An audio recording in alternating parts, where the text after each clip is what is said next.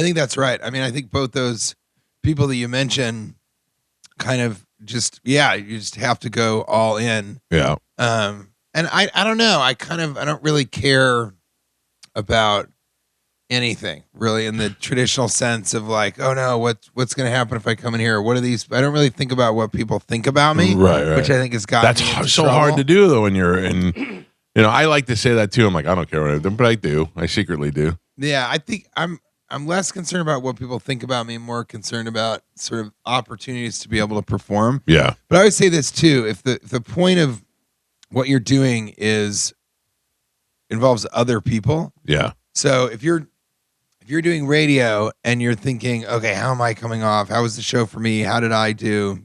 Is Gio drunk? He seems drunk. He's not drunk, but he seems drunk. It's a quick assessment. If you're concerned about yourself, then first of all, it's not going to be great radio. Right. But if you're thinking, I want to do the best job I can for the people that are listening, my listeners, they count on me. Yeah. I'm there every morning. I'm their best friend on their way to the, and then you tend to let go of all the, thinking about yourself, being worried, being concerned. So that's always been at the forefront of just my mentality. Yeah. It's like, that's all smart. I care about is making people happy because life is so hard, Here's one of the It's qualities. really hard to get a GoFundMe for $2 million. It is. You the fact that you decided you were going to only eat sushi, that joke is only for you. Yeah, that's it. that is the people who do that you're just interested in entertaining yourself, and I think that's fantastic. It's my favorite thing. I mean, that's what this is. Yeah, exactly. I woke up and I was like, what is funnier? I had a tuxedo in my bag. I was like, what is funnier than wearing a tuxedo this early in the morning to radio? Yeah. So, it's stuff like that really, really makes me laugh. Yeah. And my wife Kate and I are always talking about, that push and pull of, if it's so funny for me, great, but like how obtrusive is it going to be for her or for what we're doing. But she's really funny. So she's a good sport. She's up for a lot of stuff like that. But yeah, I would say so much of what I'm with this great comedian, Lance Weiss, who's opening for me at the Tampa Funny Bone, not the Improv anymore. No. Now it's the Bone that's funny. It's in the heart of Ybor City. It's the my Tampa favorite Funny Bone. place. Yeah. I know Tampa is more than Ybor City, but Ybor City is such a jewel with the protected chickens. The chickens are protected. And I never knew that I was drinking and I got high. This is many years ago. Yeah. And I got high and I go, off Delta 9. It was legal. Uh-huh. And I got high and I'm like, what's with the chickens thing, man? To some Ybor native. What's with the chickens thing? Like, you kind of get used to it in the morning and everything. I'm like, yeah, it's crazy. He goes, what's crazy is they roost in the trees. And I said, what? Yeah. And he goes, yeah, they can fly. So they roost in the trees at night. And I was like, oh, why did you tell me that? And he's like, what's wrong? I was like, I'm so high right now. And I'm walking back I got here by walking. So then I was walking back and I could feel the chickens watching me from above. I was like, I'm sorry for every tender I've had. I'll only eat hamburgers and red meat from here on out. Chicken guilt. Yeah, it's Chicken Guilt. Chicken guilt. That's the name of my next album. It's Chicken Guilt. But I just like Ybor. I think it's so weird. I also asked, what is the deal with the chickens? Right. And the only thing anybody could tell me was that it's the birthplace of cockfighting. Ybor is? Yeah. I think that's a lie. It might be, and also it's not something you should be bragging about. Well, Be like in New Orleans, being like, see that square over there? That's what we used to sell. I've never even heard of cockfighting here in Ybor City. You haven't? No. So then what is the reason for the chickens? And I have a joke that I love, which is in Ybor City, everywhere there's signs that say, don't feed the chickens. These chickens are protected. They're city protected chickens. Meanwhile, there's like drug addicts and homeless people strewn everywhere. Right. City's not worried about them. They're Don't not feed protecting. them either. Yeah. So this is what the internet says. It says chickens roam freely in Ybor City as a living legacy of the late 19th century Cuban and Spanish cigar factory workers who brought them for food, eggs, and cockfighting. When residents left during the economic downturns, the chickens remained. adapting was a to really the. fun moment between a bunch of white guys. Yeah. When he said cockfighting, we were like, there you go. You said cockfighting earlier. That's where the Pop Funko dollar too. I used to go to San Juan every once in a while with my wife. There's like a little resort we used to stay at, and right across the street was a cockfighting ring. And I think that that's terrible to do, but I also wanted to go. And I feel like you have to go one time if you're in San Juan and there's a cockfighting thing. But I was never there in the right season, I guess. Really? Yeah. I want to do the same thing with sumo wrestling. I did I've that. always- I did you it in see Japan. I went and did What it in did you Japan. think? You did I sumo wrestling? did it, and it is. I thought that I would go to. I was calling myself the Great White Buffalo, and that I figured that if I went to Japan and was a sumo wrestler, I'd be the greatest American sumo wrestler ever. And in 5 seconds, I realized that there's no way that that's true. That guy tossed me like I've never been tossed before. Yeah, and there's so much technique, but you don't really know. You don't understand it, but Yeah. like where their feet is. And I had a buddy who went to Japan, and he put on the big suit. He's a little guy. Yeah, And he, a little fella, and he did the sumo, and he really went up against the guy. He was clearly going to lose, but he's a comedian. yeah. Really All funny. in. Nick Vatterott, he writes for Bill Maher, and he was you could tell he didn't care about winning or anything. He was trying to get this guy to laugh. Yeah. And so he started off and he was being funny, and you could tell the sumo wrestler was like, "We get it. We've seen Americans kind of go ooh, ooh, Yeah. all that." And by the end of it, he was just killing with the crowd, and he lost. And the other guy walks over. You know, for these guys, they're doing this tourist thing. I mean, Yeah. they're kind of, they're like farm team guys. Yeah. Like, how did it end up like this?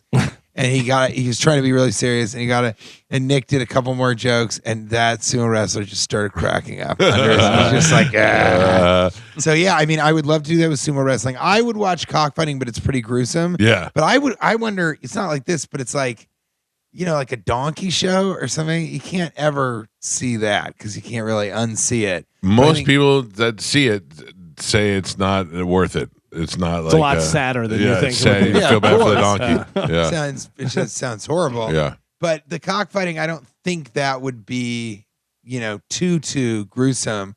But that's, it's kind of a historical thing. I also think about that with my wife's pescatarian. I think about how she feels like, and she's not tough about it, so Right. I can eat meat, and she Yeah. doesn't really care. But I just, I think about that where there's all these different levels of, and just historically, no one was a pescatarian unless they couldn't afford meat or Right. something like that. Or they moved to LA. Yeah, they moved to LA to only eat sushi. But I think that's interesting that it's a testament, it said, or it's to the tradition of eating them. Old Ybor City. Yeah. Yeah, So because the Cubans first settled over there. Living so they- legacy is what they call Yeah. it. living legacy. Yeah. And what an annoying living legacy. Because I said, how can you live here? I can stand the chickens because they all start in the Right. morning. And the guy who had this Jamaican restaurant thing, he goes, "Well, you get used to it." And I was like, "Yeah, but it's still pretty terrible, huh?" And he Yeah. goes, "Yeah, Yeah. It's like living near a train station. After a while, you don't notice it. yeah, that might be it." I think. My daughter is 12 years old, and she went to Ybor for the first time in the day with Yeah. my wife for something, and she goes, there was a guy passed out in the street. He was sleeping face down on the street, and another guy walking around with a snake around his neck. And I go, yeah. And she goes, I loved it there. That's why you're the demon child. It is. Yeah, you Yeah. are the demon child. Mhm. But I love it there. And I've gone to other places in Tampa, but Tampa's it's sprawling, Yeah. But Ybor to me is just such a funny, the cigars, everything, and it's so different from the rest of Florida. And everybody will say that, Miami's not even in Florida. They always say that. And then I'm Yeah. like, oh, well, would you be open paying state income tax? And they're like, no, we're in Florida. Yeah. Very Miami's far, an yeah. integral part of Florida. But each place that you go is so different. But Tampa and the Ybor city of it is just so funny to me. Yeah. I love Tampa. I think it's my favorite city in Wow, Florida. I that's would great. say, because I play everywhere. I spend a lot of time in Florida, actually. Yeah.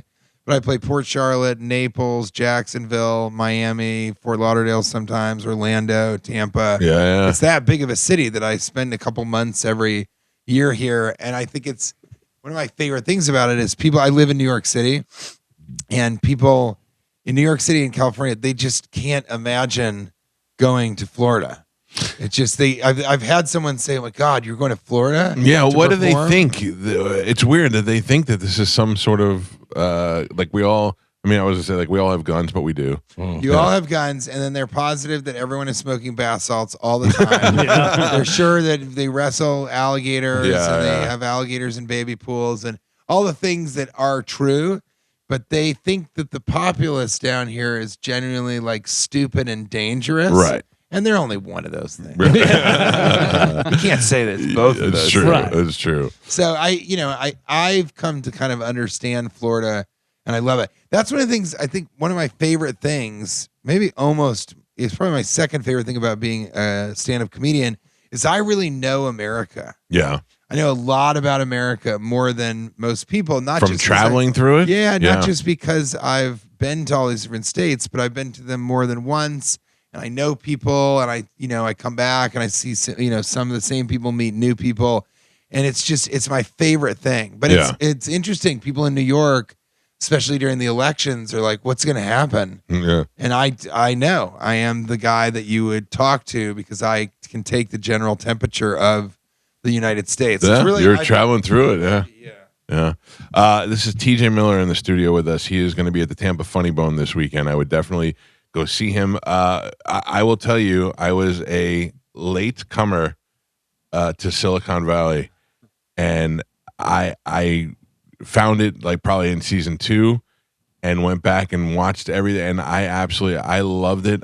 Do you know that it has to be close to 6-7 years now is in the end of our intro, on the end of the show that we play an outro. It's a bunch of clips of different stuff going into the outro, and your Jin Yang. You screaming Jin Yang. That's the greatest. Because you did it in studio last time you were here. Yeah. The only negative thing about that is people kind of asking me to yell it. Yeah. And I did Crashing, which is a Pete Holmes show. Yeah, that was great. And he kind of, nobody really realized it, but he was sort of making fun of everyone a little bit in it, which was kind of a mistake. I thought it was so interesting.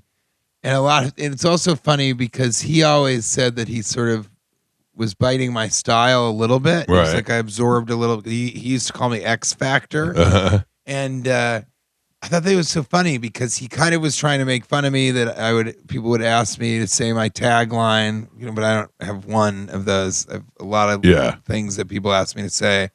But also a lot of people have come to me and been like, "You were the best part of Crashing." And that is a really funny kind of irony spinning it around because he was trying to make fun of me, but what actually happened was what actually happened. Because that whole thing was supposed to be, really true. But I like so much when people say, "Oh, it's this thing," and we say this, and my kid loves this thing. You do like that? Here's the Jin Yang is tough because no one thinks about it.